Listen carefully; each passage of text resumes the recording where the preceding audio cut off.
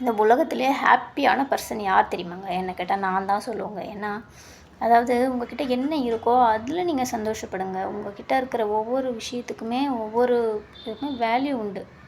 கடவுள் நம்மளுக்கு இவ்வளோ விஷயங்கள குடுத்துருக்காரு. நம்ம வந்து சாப்பாடுக்கு கஷ்டப்படல. ட்ரெஸ்ஸு இதெல்லாம் நமக்கு பிடிச்ச மாதிரி நம்ம போடுறோம். நம்ம குழந்தைங்கள நல்லா படிக்க வைக்கிறோம்.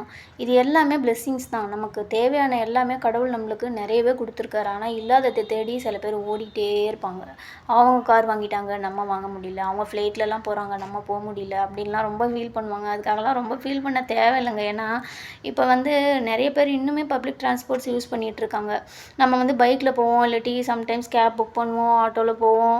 நெறைய விஷயங்கள் நம்ம பிளெஸ்டு தாங்க. அதனால மத்தவங்கள பார்த்து இது இல்ல, அது இல்லன்னு சொல்லிட்டு ரொம்ப ஃபீல் பண்ணிக்கிட்டே இருக்காதீங்க. உங்ககிட்ட என்ன இருக்கோ, அத வச்சு சந்தோஷப்பட பாருங்க. இது எல்லாமே வந்து கடவுள் வந்து நமக்கு எப்பவுமே இதே மாதிரியே வச்சுக்க மாட்டாங்க. நமக்கு அடுத்தடுத்து நம்ம முயற்சி பண்ணிக்கிட்டே தான் இருக்கோம். முயற்சி பண்ணிட்டே தான் இருப்போம். அதனால அடுத்த லெவலுக்கு நம்ம முன்னேறி போயிட்டே தான் இருப்போம். அதனால இல்லாதத நெனச்சு வருத்தப்படவே படாதீங்க. உங்ககிட்ட என்ன இருக்கோ அத நெனச்சு சந்தோஷப்படுங்க. கடவுள் உங்களுக்காக இதெல்லாம் குடுத்ததுக்காக each and every day thank பண்ணிட்டே இருங்க. அதனால I am the happiest person in the world. நீங்க?